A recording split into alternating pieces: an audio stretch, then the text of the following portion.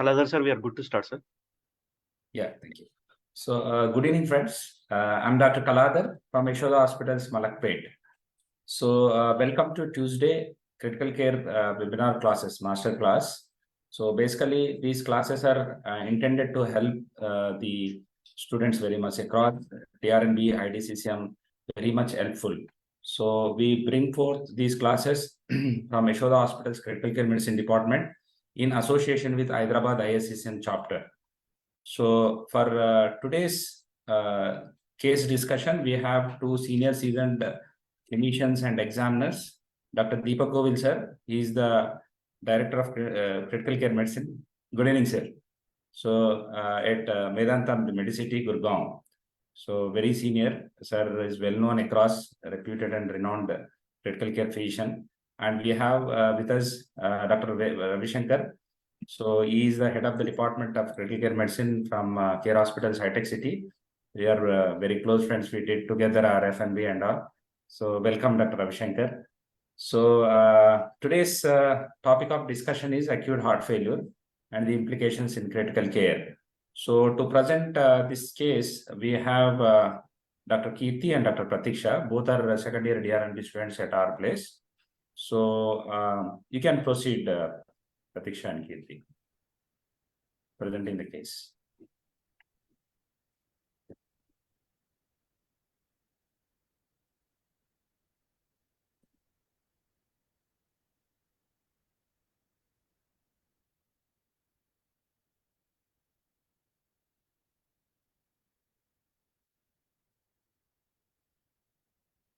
Good evening, sir. Good evening, sir.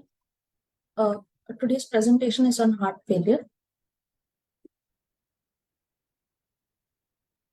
Chief complaints and history of presenting illness. A 40-year-old male patient came to our emergency department with complaints of chest pain and shortness of breath. The chest pain was there since 2 days, left-sided, radiating to the left shoulder. It was sudden in onset, increased intensity from the last 12 hours, and associated with fever, shortness of breath, sweating, and palpitations. Shortness of breath was present since 2 days. It progressed from NYHA grade 3 to grade 4. Patient also complains of orthopnea since 1 day. Patient had cough since the last 12 hours, which was non-productive.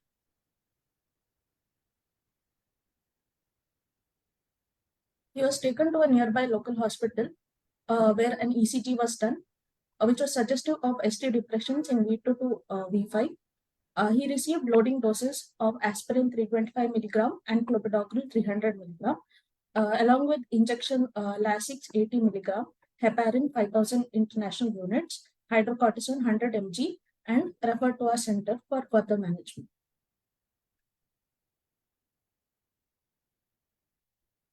In past history, patient had no diabetes, hypertension, renal, cardiac disease, or bronchial asthma. Personal history, he was a farmer by occupation, an occasional alcoholic. He was a smoker, 10 pack years, and not a tobacco chewer.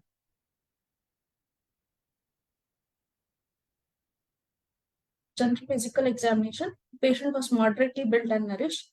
There's no pallor, icterus, cyanosis, clubbing, lymphadenopathy, or pedal edema. His vitals, he was tachycardic. The pulse was feeble, sinus rhythm, and his peripheries were cold. Respiratory rate was around 38 per minute. Temperature, he was afebrile. Systolic blood pressure was 60 mmHg. SpO2 could not be recorded, and JVP was 4 centimeters. His pain score was 3 by 10. We have done a POCUS, which was IVC was dilated, measuring 2 centimeters. There was B lines in lung ultrasound. Going on to systemic examination. So, but what is your diagnosis at this point of time? What are the different differential diagnoses you will put together? Acute coronary syndrome with cardiogenic shock, sir. Pneumonia, acute aortic dissection. It can be pancreatitis leading to pain in abdomen, chest pain and all. These are our differentials, sir, at this point of time. Pulmonary embolism can be another differential. Okay. Okay, go on. Respiratory system examination. Patient was using axillary muscles of respiration. Bilateral chest movements were symmetrical and regular. Bilateral air entry was present. Fine inspiratory crepitations were present. CVS examination, the apex speed was felt at left with the intercostal space, medial to mid clavicular line.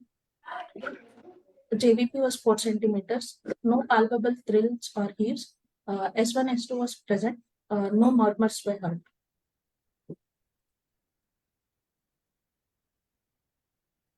CNS examination, patient was agitated and restless, slightly confused. His pupils were bilateral 3 mm reacting to light. GCS was E4, V4, M6. Per abdomen examination, per abdomen was soft, non-tender, no organomegaly, and bowel sounds were heard.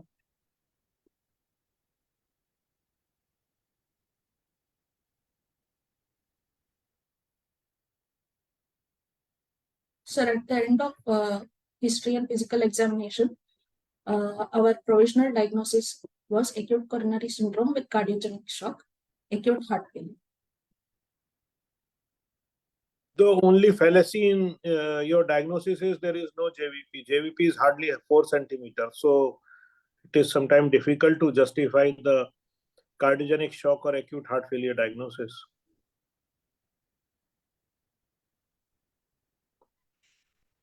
What are the other signs you will get in the acute heart failure?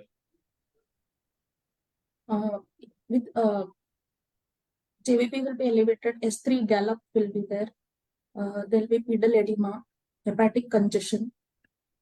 So on your focus, you have not mentioned anything about the VAXS score, about the IVC diameter has got nothing to do. It is very variable. You have to discuss about the variability, whether inspiratory, expiratory variability is there. Majority of these patients may have some pleural effusion as well.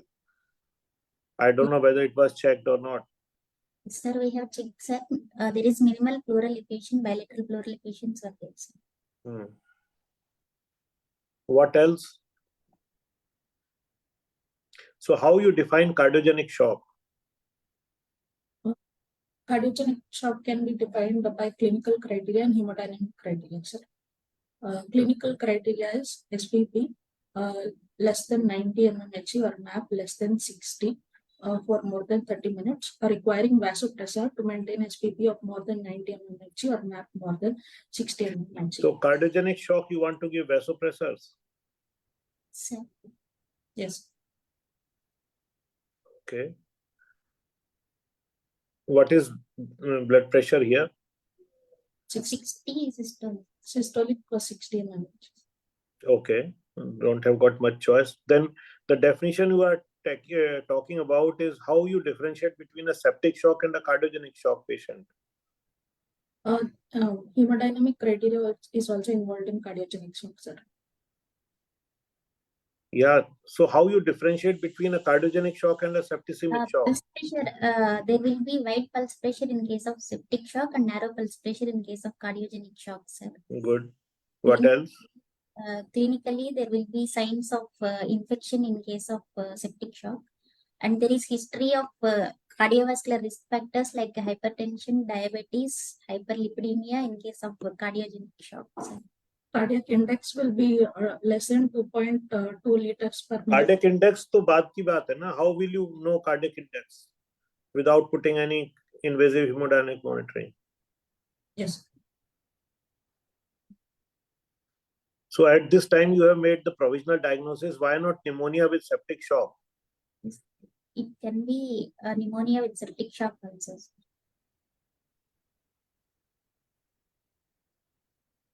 Okay. His liver was, how was the liver? Liver in ultrasound, it is normal only, sir. It is Not not ultrasound in the palpitation. Palpation, there was no hepatomegaly. He could not feel any hepatomegaly. Okay. Okay, move on. Initial investigations which were asked were an ECG, echo, AVG, troponin T pro-BNP, chest X-ray, blood glucose, complete blood count, serum electrolytes, renal and liver function test, and a coagulation profile.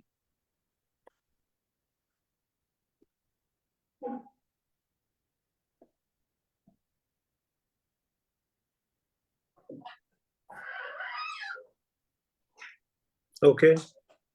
The image of the ECG, there is a technical error, I think so. But the ECG showed depressions from V2 to V6. Drafting positive. 2D echo shows moderate LV dysfunction with ejection fraction of 44%. The left ventricular RWMA, sir. There were no clots or vegetations. IVC was dilated 2 centimeters. The initial ABG showed metabolic acidosis along with respiratory acidosis. So patient was intubated in the emergency department, started on mechanical ventilator support, started on vasopressor, and planned for emergency PCM, primary PCMs. What did ECG reveal? So ECG photo was there, but due to technical No, error, I got it. You told me that due to technical, but what was the finding? ST depressions in V2 to V6. Sir. Okay. Okay. So what does it correlates? Anterolateral wall myocardial ischemia. Don't you feel it is unusual that a patient is having profound shock, 60 BP, ejection fraction is preserved with MI? MI patient presenting with 60 BP, I don't expect that his ejection fraction will be 40%. I expect that it will be much less. Yes. Okay, move on. What are the risk factors for coronary artery disease? You have enumerated few, but few you have missed. Smoking alcohol. Yeah, smoking alcohol was missed in the previous discussion. Yeah. What else? Tobacco chewing, obesity, hypertension, dyslipidemia, metabolic syndrome, sedentary lifestyle.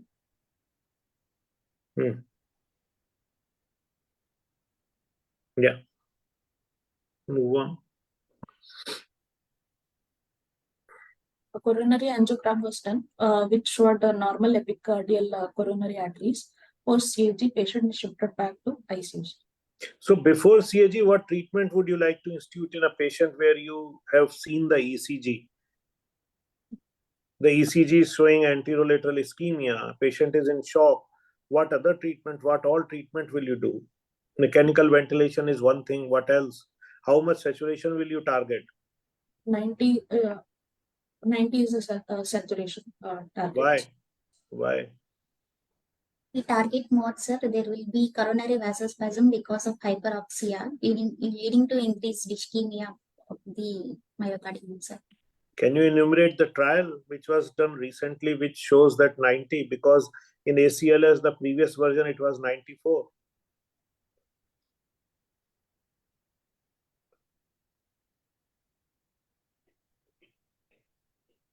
Don't remember. DNB, you will be asked. You should know the trial. Okay. I would like to, here ask an additional investigation because of the, the presenting ABG is showing a pH of 6.9 with, like what sir has pointed out, ejection fraction is not much low. So what additional investigation would you ask here based on, the presentation, the findings, whatever you have described till now?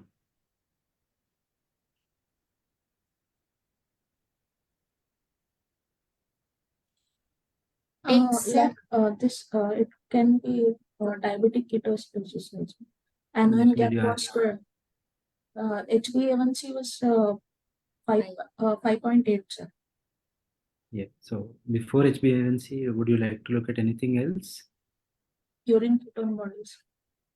Urine, or more specifically, Serum blood serum ketones if available. Was it done here? No, sir. No. Okay. Can proceed, sir. Can we proceed, Yeah. sir? Yeah. Yeah. Please proceed. So it is a detox 3 trial. Oh. Detox trial was there. There are multiple detox AMI trial, acute MI trial. So just go through them. They have set up a different parameters and different oxygen level, benefit and all negative effect of that. Yeah. So hemoglobin is well preserved. Counts. Why the counts are raised? Maybe reactive, sir. Reactive or maybe an underlying infection. So what could be the causes of acute MI?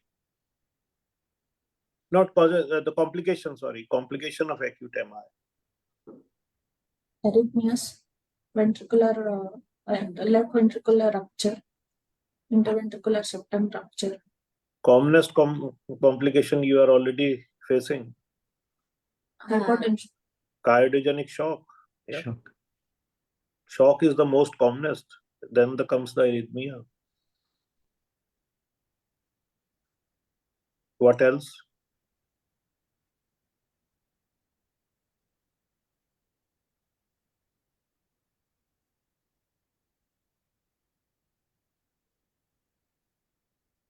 Complication of acute MI. What are the other? So shock is one, arrhythmia is another. Wall rupture, free wall rupture you have said. Septum rupture you have said. What else? Commonest thing which we see in the ICU every day. Pulmonary edema, of course. Pulmonary edema is the commonest thing. Don't you see pulmonary edema? Yeah. Okay, move on. Its initial investigations on day 1, hemoglobin of 16.4, total leukocyte count elevated. INR was slightly higher, 1.7. Serum creatinine was 1.9, sir. Pro-BNP was 5,635 picogram per ml. SGOT, SGPT were above the normal limits, 3 times. So a patient who is coming from cath lab, what type of treatment would you like to prescribe that patient? To prevent contrast-induced nephropathy. How will you prevent contrast-induced nephropathy? Patient is already in the pump failure. You are giving vasopressor support to patient. Then? Osmolar contrast agent should be used. Low volume contrast should be That used. you can't guarantee. That it depends on the cardiologist. How many shots he is taking, it is his skill and current that time of situation. You and me can't decide. Yes. Hydration is the only proven treatment, but in our case, we can't give more fluids. What else? NSAID cysteine is not proven, sir, but it can be given. No, apart from contrast-induced nephropathy, what else treatment should be done?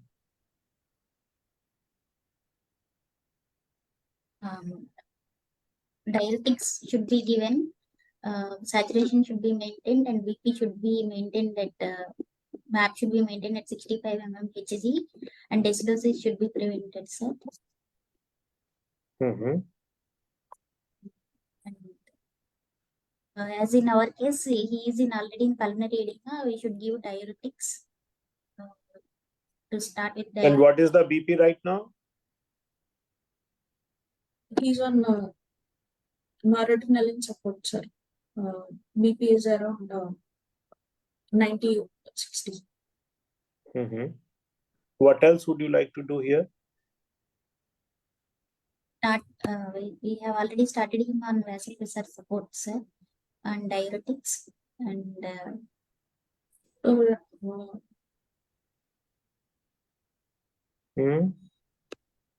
if he doesn't he maintain with this support, sir. If he doesn't maintain on this, we should initiate him on mechanical circulatory support.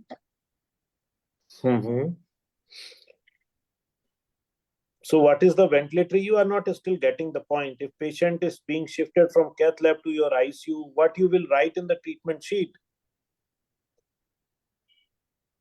What instructions all you give to sister to start what?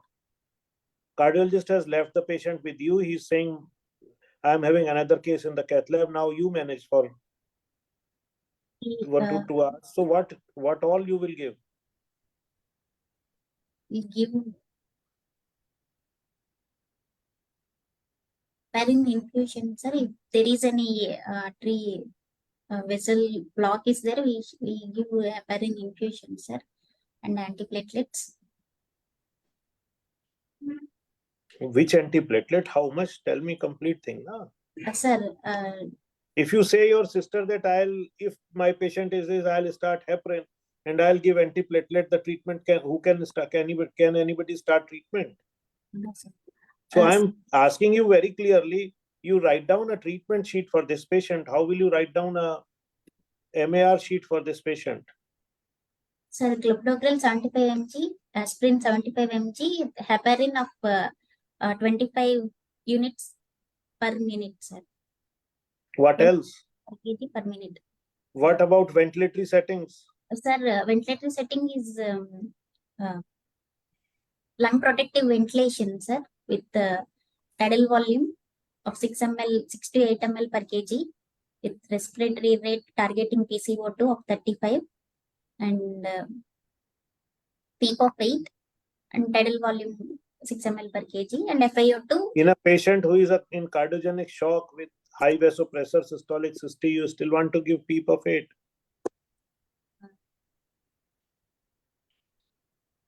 It can be given, sir, as it reduces the left ventricular afterload. It can be given. As in our case, right ventricle is normal only. It can be given. Up to 8 we can give. Okay. What else?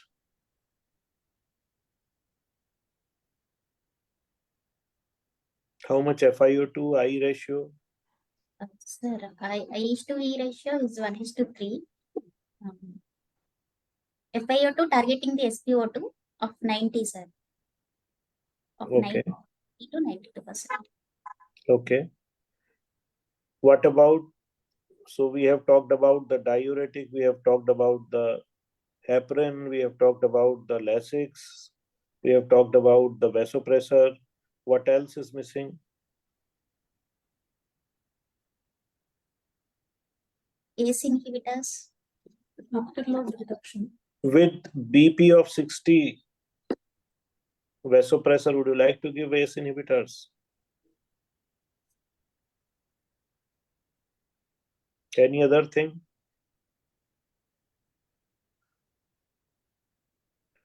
Any DVT prophylaxis, any proton pump inhibitor, stress ulcer prophylaxis?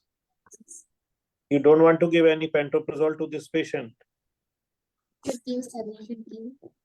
That is what I am saying. Write down the prescription post-care, what you would like to give all. IV fluids, would you like to give some IV fluids or no IV fluids? Restrict IV fluids. We can give up to 1.5 liters. Any feeding? No feeding. Keep him hungry.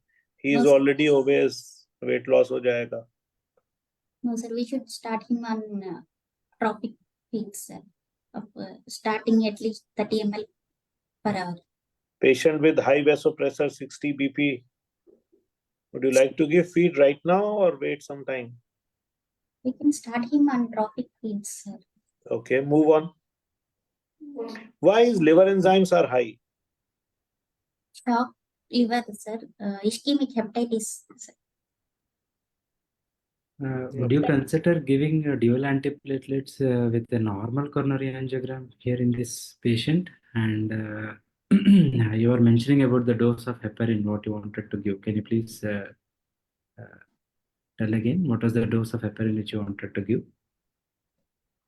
25 international units per kg per hour, sir. Okay. So suppose you take 50 kgs. How much it is coming?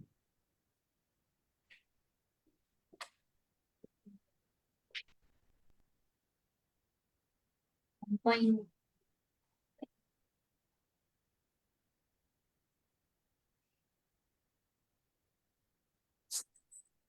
So usual dose is around roughly 80 units per kg initially loading, followed by 18 units per kg per hour. So roughly what you said is a maintenance dose. But probably this patient would have already received a loading dose in the cath lab. That is one. Second is, because he is in shock, what would be your first line of vasopressor in this patient? Sir, noradrenaline is the first choice in any case of shock. Here also in cardiogenic shock also noradrenaline is the first choice, sir. Okay, why can't it be epinephrine in this case? Epinephrine, when compared to noradrenaline, it leads to arrhythmias and increased mortality is also there with the epinephrine, sir. So, norepinephrine is the choice. Another thing is, you were mentioning about fluids. Looking at the ABG with a PA out of 59 on FI out of 100, with this X-ray, would you really consider giving fluids for this patient? If you want to consider, what would be your indication? How would you proceed? Need hemodynamic monitoring to prescribe fluids, sir. You should assess the fluid responsiveness by seeing the IVC distensibility index, and we can give fluids accordingly, sir. Okay, so if, IVC was around more than 2.1 centimeter, and you are mentioning about B lines. So would you give around 1.5 liters of fluid in this patient? No, sir. Definitely no. In this patient, we shouldn't give fluids, sir, as he is in pulmonary edema also. We shouldn't give.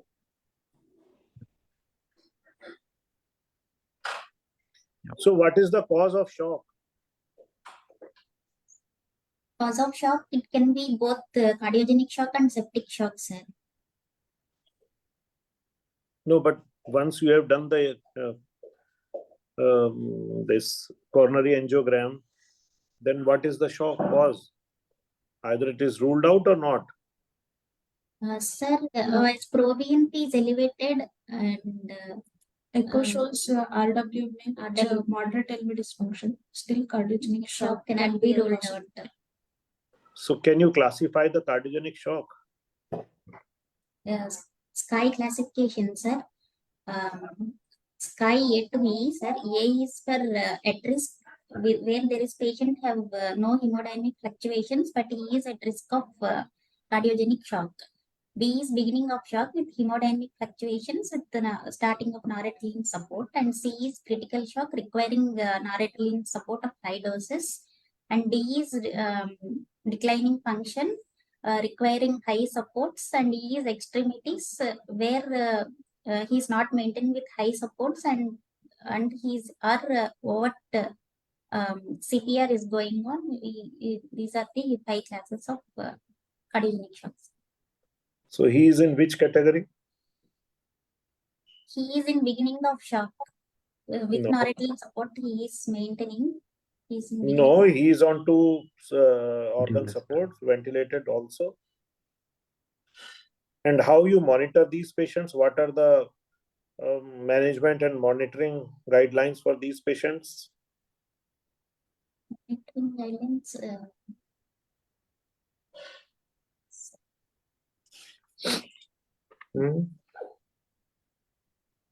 Should monitor for ECG, any arrhythmias occurring or lactates. We should monitor with lactates. What else? What else? And saturation, sir.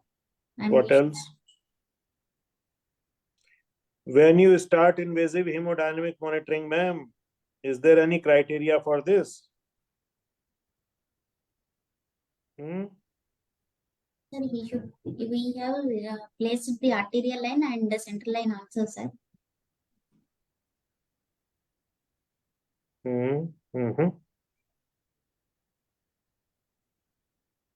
Sir, when the etiology of shock is not really known, we can start invasive hemodynamic monitoring to know the etiology of shock, sir. as in our case, as it can be both septic and cardiogenic shock, we have to start on invasive cardiac output monitoring. When to start? That is what I'm asking.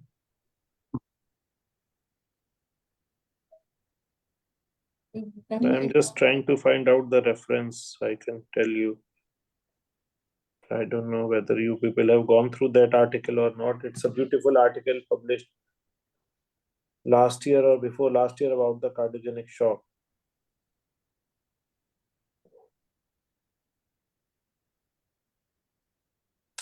Yeah. So what type of invasive hemodynamic monitoring would you like to do in this patient?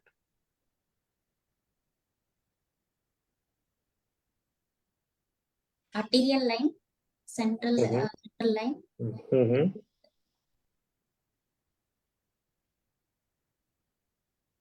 What else? Pico catheter, we don't have pico catheter, and In cardiogenic shock, would you like to put pico catheter? atrial catheter. But we do know the No, sir. The artery catheter is not advised. Which one is not advised? Pulmonary artery catheterization. In cardiogenic shock, then where you put the pulmonary artery catheter?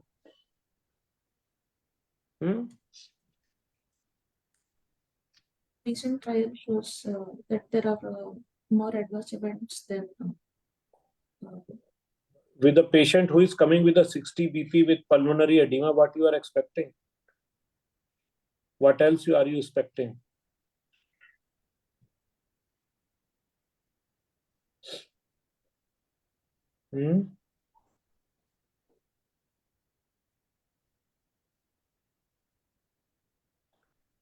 So if you consult this article, which was published in the by the critical care ccmjournal.org in 23 about the advances in management of cardiogenic shock by Jacob C. Jetner. So they have classified the cardiogenic shock in 4 categories.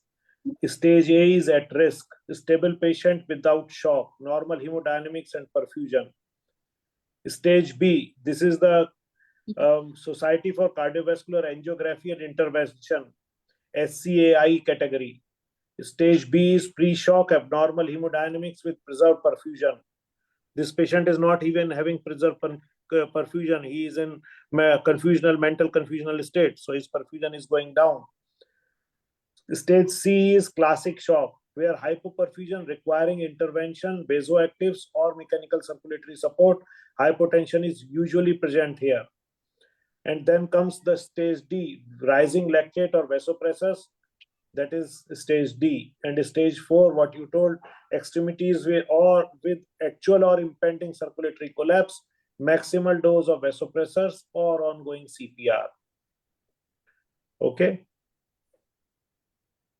So with this category, in category A, consider comprehensive echocardiogram, optimize volume status, avoid preventable complications, identify high-risk patient using risk stratification, monitor closely for sign of hypoperfusion or instability, and initiate guideline-directed medical therapy.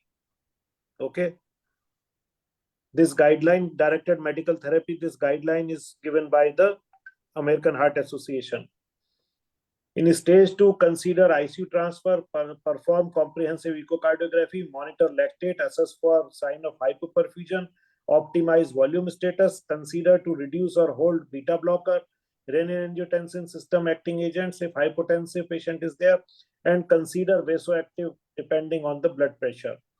If we talk about the stage 3, consider pulmonary artery catheter. Why? Because this type of picture with shock, you cannot decide what to give, how much to give, when to start, how aggressively you want to diurese this patient. So with this X-ray, with BP of 60, with vasopressor, I would put pulmonary artery catheter in my ICU. I can't say that it is not needed or it is not recommended. In cardiac patient, pico catheter is not a modality of choice. We'll discuss why it is not the modality of choice in the further discussion. So Guidelines clearly says consider pulmonary artery catheter, perform comprehensive echocardiogram, determine cardiogenic shock phenotype, trend lactate level, optimize volume status, initiate norepinephrine for hypotension to restore BP, dobutamine to normalize cardiac output and perfusion if the cardiac output is less. Evaluate candidacy and need for temporary mechanical circulatory support. So now comes the mechanical circulatory support. What type of mechanical circulatory support are you think that might help in this patient? Currently his BP is what? Move on to next slide. Probably, yeah. Okay, so this patient become scrub typhus. I was thinking we are discussing cardiogenic shock and acute heart failure.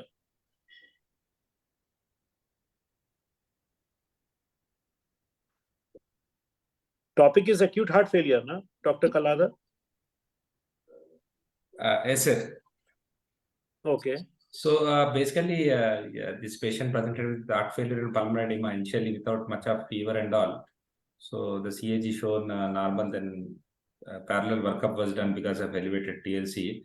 So this is the other cases are there, sir, bit stable, and also we selected this case so that bit critical and all. No, but in this type of picture, the pure cardiogenic, we should have, for exam, we should have selected the pure cardiogenic shock so that we can discuss the acute heart failure as the topic is. Now it is mixed picture. Yes, sir. Yes, sir. So had it been a cardiogenic shock, what type of mechanical circulatory devices you could have started in this patient? IUBP is an option, sir. How IUBP helps and what are the indications for IUBP? IUBP is recommended after MI cardiogenic shock, sir. Grade 2A recommendation it is. There are 3 absolute indications for IUBP. You can enumerate them.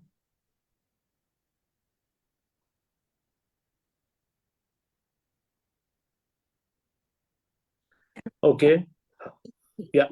After putting VA ECMO, if there is left atrial dilatation or increase in left atrial pressure, we can put on IUBP as a measure to decrease the left atrial pressure, sir.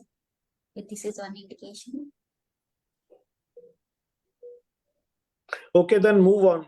We'll go by the case rather than discussing acute heart failure because you have not prepared probably as per the acute heart failure thing.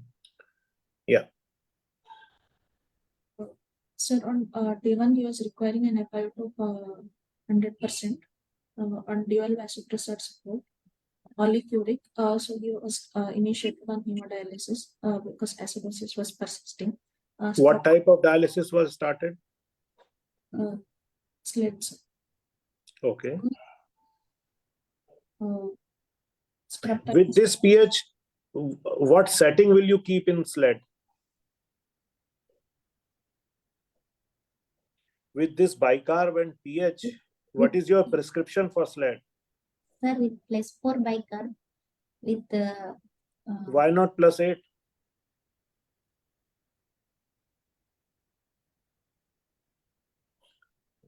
Won't you like to correct pH as early as possible? yes. So initially 2 hours, why not +8? What else? Ultrafiltrate of 1 liter. 1 liter in how much time? Patient on dual vasopressor. It depends how much time you want to take out 1 liter. 8 hours. 8 hours. 8 hours. Okay. So around 130 ml per hour. 125 ml per hour. I don't think so he'll tolerate that much. Okay. With 100% FiO2, would you like to prone this patient? With this 100% FiO2, the PO2 is hardly 52. So PF ratio is? 52. 52 only, sir. PF ratio is 52 only, sir. We should Yeah. prone him. What else?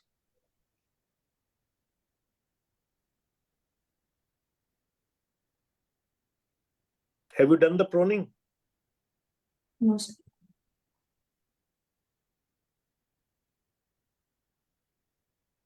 Okay. What are the indication of proning? PF ratio is less than 150 with 60% FiO2 with peak of 8 to 10. We should prone, sir. Okay. What was the trial for this? Proseva trains. Okay. What were the results of Proseva trial? Proning was done for a period of 16 hours. It was conducted in 21,000 patients. Mortality benefit was observed. That was the primary outcome, sir. 16% versus 8%. Okay, good. What else can we do in this patient right now?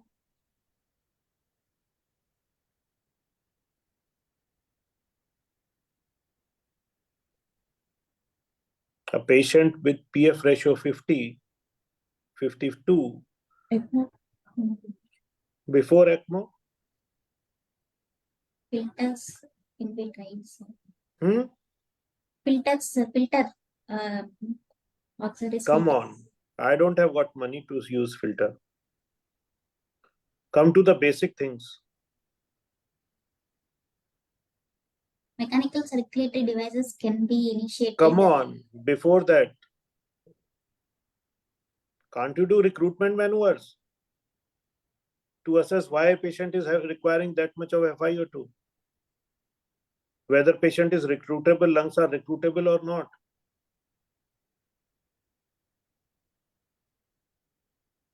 We should optimize PEEP. Okay, then move on. Diagnosis at day 1, scrub typhus with multi-organ dysfunction, myocarditis, cardiogenic shock, hypoxic respiratory failure, oliguric acute kidney injury. So, what type of mechanical circulatory device would you prefer here? Sir, VA ECMO is preferred, sir, as he is having both the hypoxia and hypotension. What was his cardiac output? Was advanced cardiac output monitoring was done or not?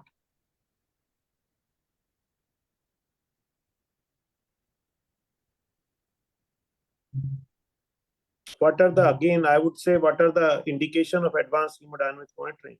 And what are the different options of hemodynamic monitoring?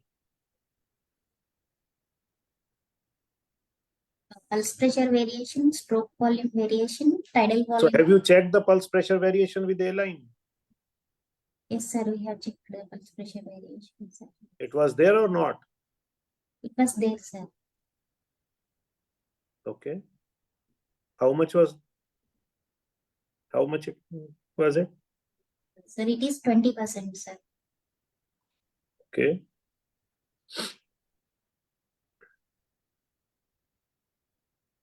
What else can we do? What was his CVP? CVP 8, sir.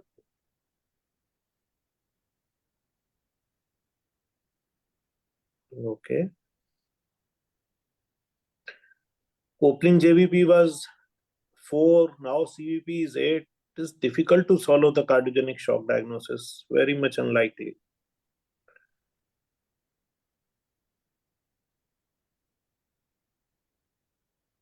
How will you differentiate between ARDS and pulmonary edema, cardiogenic pulmonary edema and ARDS? In pulmonary edema, there will be pulmonary capillary wedge pressure of more than 15 mmHg. But you were saying that PA catheter is not recommended?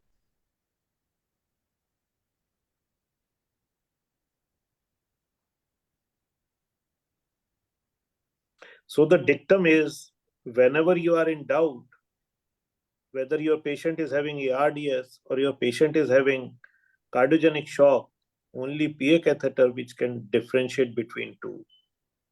With wedge pressure, you can differentiate what's going there.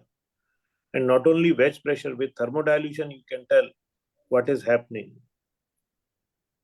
So in cardiac failure, there could be two types of failure, which you have not discussed when we were asking about the acute heart failure, the types of heart failure. So there could be two types: heart failure with preserved ejection fraction, heart failure with reduced ejection fraction. And there is another term, moderately reduced ejection fraction.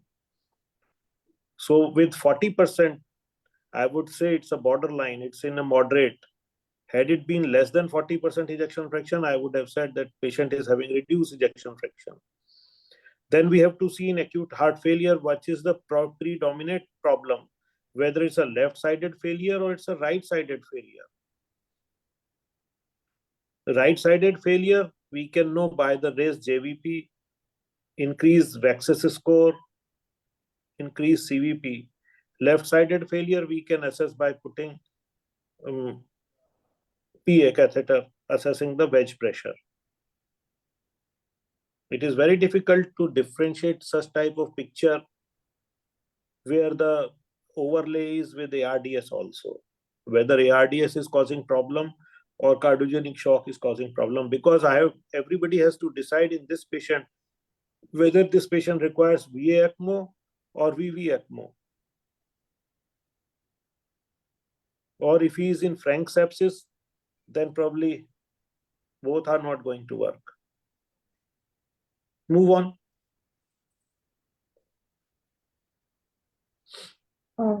Sir, on day 2, the chest X-ray was slightly better. Acidosis had resolved, and creatinine was stable. Your nephrologist has done wonderful dialysis with 8 hours of such sled. The creatinine has hardly gone down. Little strange.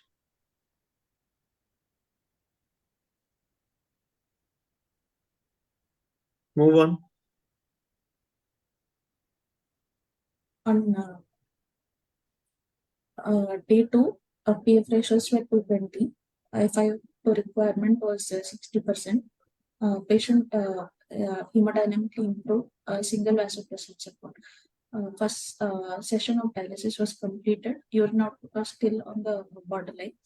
Metabolic acidosis had improved. So would you like to change your diagnosis right now?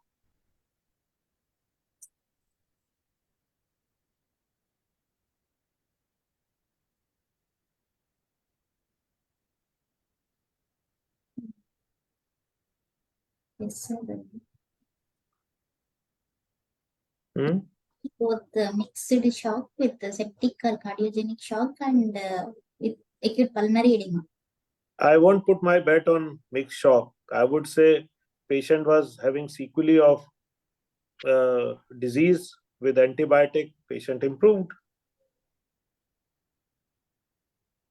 I don't expect any cardiogenic shock without any intervention improving in 24 hours. Or myocarditis improving in 24 hours is difficult to swallow. Myocarditis improves, it takes at least 3-4 days to settle down. Plus, patient was not having that much of tachycardia also. What was his heart rate? Initially, 120%. Slowly it had settled. Slowly it settled down. Yes. What is the picture of myocarditis? Clinical scenario? Chest pain will Chest pain with the elevated troponins. It can be present with acute pulmonary edema also, sir. What else? Heart rate kitna hoga? How much is the heart rate? 40. It can raise up to 140, sir, with elevated troponin levels. So it doesn't settle in 24 hours. Move on. On day 3, chest X-ray was better. There was no metabolic acidosis. Why is hemoglobin is dropping gradually? One side you are diuresing him, one side you are not giving any fluid, lungs are getting cleared, but where is this hemoglobin going? Ideally, with the diuresis, the hemoglobin should rise rather than go down. We thought that patient is in a fluid overload, level, because of cardiogenic shock. Now we are taking out the fluid. Okay, move on. Creatinine has started rising again. It means end organs have not been not out of woods. What about ventilatory options? Whether somebody try to wean this patient to stop the sedation and paralysis, wake him up or not? Yes, sir. He's on pressure support, sir. He is on weaning mode. With pressure support of 6 with peak of 8, his PF ratios are 222, sir. He's on weaning mode only. To extubate him, we kept him on pressure support, sir. Okay. Move on. Second session of dialysis was completed. PF ratio was around 200. He tolerated spontaneous breathing trial, so he was extubated to NIV. Patient is off vasopressor support with the urine output slightly improved. Good. On day 4, creatinine levels had come down. There was no acidosis. PF ratio was slightly lower on NIV. Why is chloride has gone up suddenly? Go back.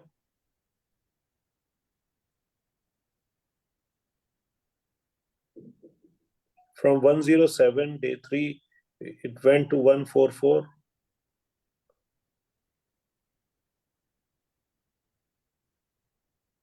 What complication are you expecting with this chloride? Renal function deteriorates, sir. Hyperchloremic vasoconstriction can occur. Metabolic compounds. What we call it as a Hyperchloremic metabolic compounds. Hyperchloremic acidosis. Acidosis. What happens in this hyperchloremic acidosis? Renal vasoconstriction occurs and it leads. Which area? Renal vasoconstriction is very vague thing. Ascending loop of Henle, descending, where the constriction happens and what are the consequences? Renal tubular vasoconstriction occurs, sir. Good. Then what will happen? Urine output will increase, urine output will decrease, sodium load will increase, sodium low excretion will decrease. What will happen? What are the consequences?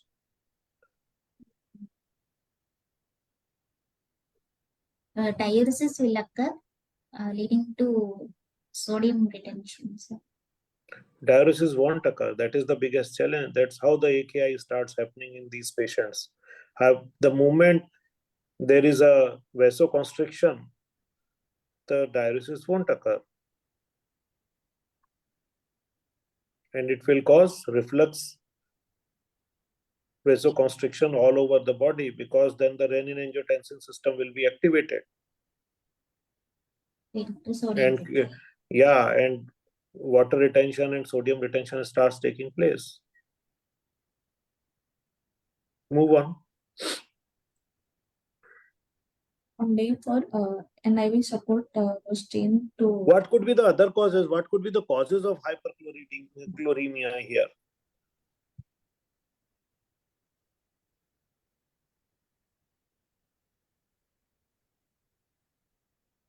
Could be because we are making patient too dry.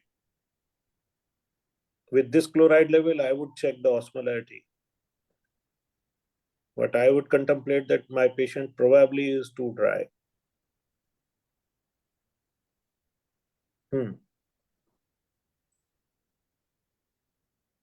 So NIV support was changed to Hudson face mask. No respiratory distress was seen. Vitals were stable. Urine output had improved. Day 5, patient was vitals were stable. He was shifted out of ICU, and his ejection fraction had improved from 45 to 55%. Okay.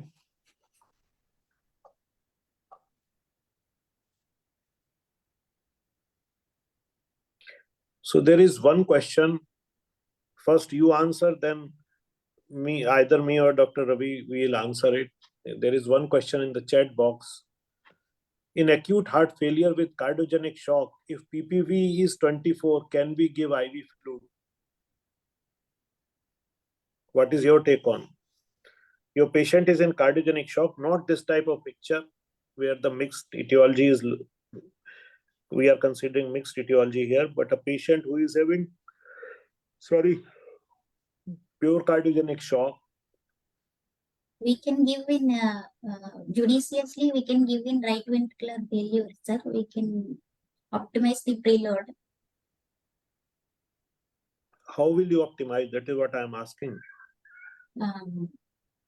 We're looking at the pulmonary capillary wedge pressure and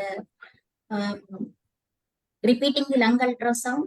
Look, in left heart, in the right heart failure, pulmonary capillary wedge pressure will never increase. Yes. Because the fault is at the right ventricle. Right ventricle is not functioning. So lungs field will be oligemic in the right heart failure. The lung is congested only in the left heart failure. So in right heart failure, pulmonary artery wedge pressure is not going to help you. It is mainly the CVP which is going to help you, or JVP which is going to rise. And that is causing the congestion not only in the lungs, to the kidneys, to the liver as well, to the gut as well. So it depending on which type of failure is, if I agree, if patient is having right heart failure, we can give certain amount of the fluid, but not as a bolus. We can start a little bit of the fluid, maybe 50 ml per hour or 60 ml per hour, and do the repeat examination. What is happening? We should not stick to only one parameter. This is the PPV. We should stick to other parameters also, looking at the CVP. If I am giving 50 ml per hour or 70 ml per hour, after 70 ml of the fluid, what is my CVP? Whether it has gone up. If opening CVP was 8 centimeter, after giving 50 ml of fluid, whether it has gone up to 9 or 10.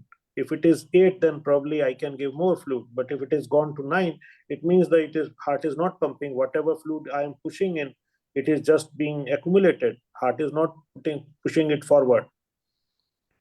So PPV is indicating what? What does PPV indicate? PPV indicates the left ventricular output. But in the condition of right heart failure, sometimes PPV is as you said, 24, we can give fluid. I think there is another question. Is PLR useful in these cases? PLR is useful in sepsis cases, but probably in cardiogenic shock is not that useful. I have not gone through any literature where where it says that a PPV is recommended in cardiogenic shock. Dr. Ravi, what is your opinion?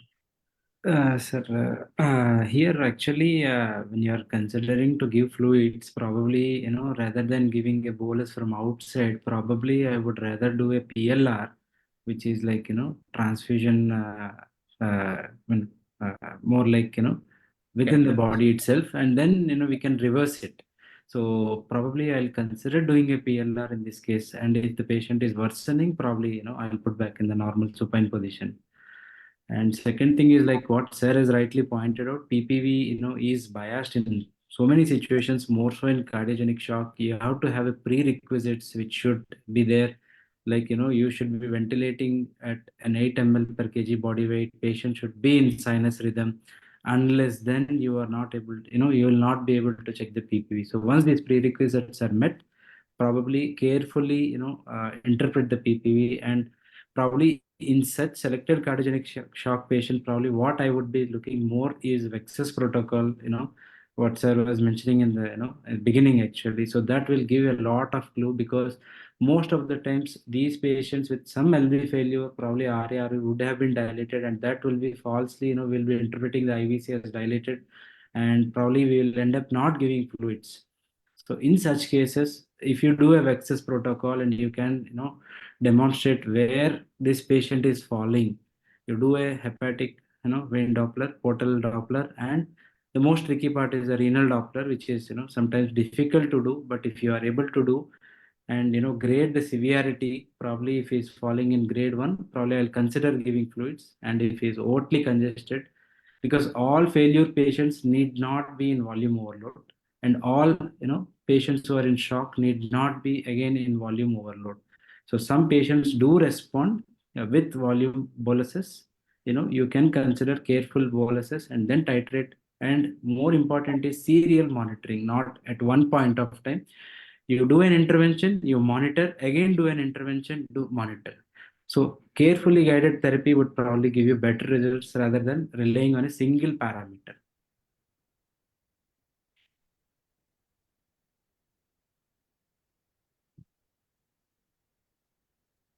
Sir. So this patient was a bit tricky in the sense, patient had mixed picture, both septic component as well as cardiogenic shock, but I was not convinced that, because this patient had moderate LV dysfunction with EF of 44 going into severe shock requiring dual vasopressors. And, you do a dialysis, patient just comes out of, the, X-ray clears by 1 day and patient gets extubated by day 3. So, probably I'll put more this into fluid, which is causing the problem. So once you're dialyzed and probably your decongested patient got better, and that's how patient probably would have improved. So that is how I look at this case actually. Yeah. So basically, actually, there was a last minute rush. Actually, the other students had to present. So we had to select this case, which was not a very straightforward heart failure case. So last minute, 2-3 days back, only our students chipped in and took this case because we are not able to. We found some heart failure cases which were a bit stable. That is the reason we had to select this bit complicated so that we can discuss all these aspects, especially targeting on the cardiogenic shock, not only like heart failure means only heart failure.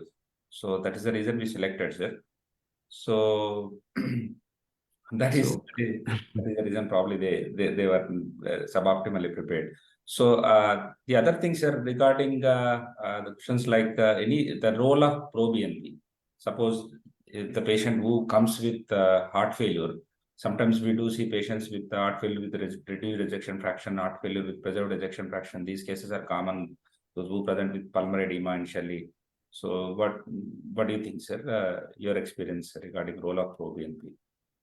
Pro-BNP is very good indicator, not only for diagnosing the acute heart failure, but monitoring the therapy of acute heart failure as well, whether your therapy is going in the right direction or not. If by therapy decongestion, pro-BNP starts coming down, it means the things are improving. So it is one of the major, mainstay investigation in the acute heart failure. Most of the times, the dilemma lies, suppose we had recently one case, 25-year-old, basically presented with fever, cough, shortness of breath, typical of community-acquired pneumonia, sir. So the CT was outside diffuse infiltrates, but the patient came to us PO to FiO to ratio of around 50. The pro-BNP was 6,000s in the range. The 2DCO was normal. So we had to prone her. For one session, she improved. Because looking at pro-BNP, we had given the Lasix. There was the discussion going on between pulmonology. He said it is typical of heart failure, probably heart failure with preserved ejection fraction. But I told being young, it's bit possibility is bit less. Probably in the context of IRDS, sometimes there will be there was a pH component, right? RARV dilatation, probably because of severe ARDS that might be. So most of the times, sepsis, ARDS, BNP can be elevated, and it's a bit difficult to interpret in these situations. What is your take on this, Ravisankar? Yeah, actually, if you look at pro-BNP in cases of heart failure, it is not only a diagnostic marker, it is also a prognostic marker. One. Second is you have to be very clear of your cutoffs. If you look at the guidelines, the cutoffs for chronic heart failure are slightly lower than what we take for acute heart failure. So more than 35 picogram is what is a cutoff for chronic heart failure, whereas for acute it is, more than 100. Then second is, you also have to be very clear about the falsely elevated BNP, which we very commonly see in our ICU settings. Patient presenting with even a stroke or a subarachnoid hemorrhage can have an, elevated BNP. So we should not be biased with that BNP levels. And probably with the case what you're talking, any patient who has a pneumonia can have an RV strain, and that can cause an elevated BNP. The other point what I would like to bring about here is, most of the times we overdiagnose, patients with heart failure with preserved ejection fraction, because it is a very fancy term. When we don't find any cause, we tend to diagnose and put it as, probably this is a case of heart failure with preserved ejection fraction. But if you look at the diagnostic criteria, you should be able to demonstrate some kind of structural function abnormality. And one of the most important prerequisite when you're diagnosing is you have to demonstrate that there is an elevated left ventricular end diastolic pressure. So unless you prove that, I would not probably diagnose it as a heart failure with preserved ejection fraction. That is my take on this. Yeah, E by E dash ratio sometimes, demonstrating that, and there should be some risk factors like the background hypertension with elderly. So in the interpreting in terms of clinical context along with that, So Deepak sir, I think you would might like to, I would like to, for everybody's thing, I would like to quote two papers here about the acute heart failure. One is a journal paper, not very specific for critical care. It's a journal paper for any physician. It is the 209-2019 ACC Expert Consensus Decision Pathway on Risk Assessment, Management and Clinical Trajectory of Patients Hospitalized with Heart Failure. So this is a freely available paper by Steve Hollenberg, 2019 Expert Consensus Decision Pathway. And whatever we are discussing is all mentioned, almost everything is mentioned here. Another is in the journal Circulation Research, Pathophysiology Therapeutic Approach to Acute Decompensated Heart Failure. Again, this is a beautiful paper by Georgie and Georgie. This is a beautiful paper where they have discussed all the possibilities, role of anti-pro-BNP, preserved ejection fraction with diastolic dysfunction, poor heart failure with reduced ejection fraction, everything they have discussed. The mainstay of any heart failure is the end organ perfusion problem because of the congestion. So unless there is a congestion, it is very difficult to prove it is heart failure. Yes, sir. So whether it is a pulmonary congestion or a systemic congestion. Yes, sir. Yes. So one more thing, sir. Being a senior clinician, I think you might have taken many exams to students, probably appeared DrNB exams, many more. So what are your tips, sir, as such, while presenting the case and all, how the student should present? So my tips is, don't go by the storytelling. Don't try to just enumerate the case. Nobody is interested what you have done, what was written in the file, what were the investigation. Examiner is interested only in listening what you could have done. I'm not interested what was done. What was done is the history. It doesn't matter to me or you or anybody. What matters to me is, if you are working in my unit, a patient of this type of patient is coming to you, you are on the night duty, what I will find in the morning, what you will do overnight. So just enumerating what was done, mainstay of that is immaterial. Did you get my point?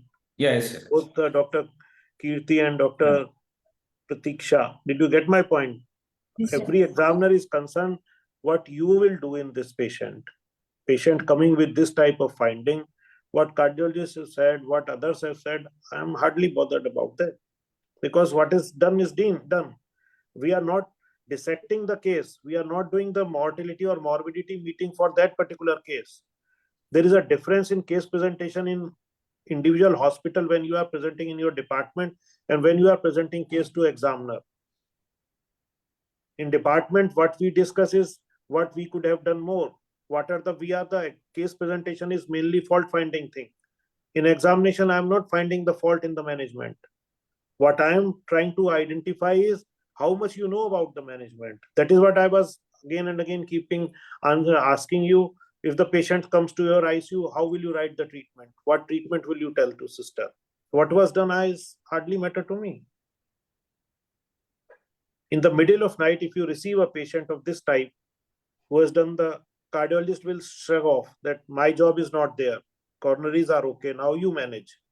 What prescription will you write? Sister will ask you what to give. So in exam, please start telling those things rather than talking hi-fi things. Go to the basic, that if patient is coming to me, I'll give this, blah, blah, blah, blah, 10 treatment or 5 treatment. This, how will I start? I'll send this investigation. Don't say what investigation was sent. Or if you want to enumerate that, then you can add on that I would have said, send these investigation also. Then you have to justify why you are sending those investigation. Because here the examiner is not to hear the story. What you have told me, what we discuss, not you, is a general trend. What we discuss in the case presentation, we are just telling the stories. It is all a story, na? History to padh rahe hain, file. We just collect the data from the file and start enumerating them. Patient was this, patient came to here, patient went there, then this happened, this happened, this happened, this happened. Ultimately, either he or she died or went home. This is good for ward rounds. This is good for internal discussion, but not good for exam. In exam, everybody is concerned that what you know. What was done hardly matter to me. Yes, sir. I understand everybody everywhere. The senior consultant is there, HOD is there. They have done the right job. But what you should have done, what you would have done, that matters to examiner. Pass fail depends on your knowledge, not the center's case. Yes, sir. Yeah. Any final comments, Dr. Ravisankar, from you? And tips or anything to the students? I think, probably like what sir has reiterated, probably we would have been discussing more on, what could have been done, or, what is the ideal way of doing this, case actually. That is one. And we should be discussing more about the evidence behind doing this. So, that would probably, impress the examiner, saying that, probably you're up to date and you know what has to be done and why you're doing. So, yeah. Correct. So, yes, sir. So we have come to the end of the discussion, sir. Almost around 120 people logged in. Thank you for your time, sir. Dr. Deepak Govil, sir, and Dr. Ravisankar. Thank you for being on our platform. Thank you, Dr. Prathiksha and Dr. Keerthi. Such a short notice, I think you prepared 2-3 days only, because 3 days back the other students had to present, but you came in. Thank you for that. Both of them are not looking very happy. They are looking little depressed. So I thank Yashoda Organization, our digital team, for this platform regularly providing for us to discuss all these things. So thank you very much, sir. We'll be in touch, sir. Good night, sir. Yeah. Good night. Thank you, sir. Thank you. Both of you have done a good job. Don't worry. Thank you, sir.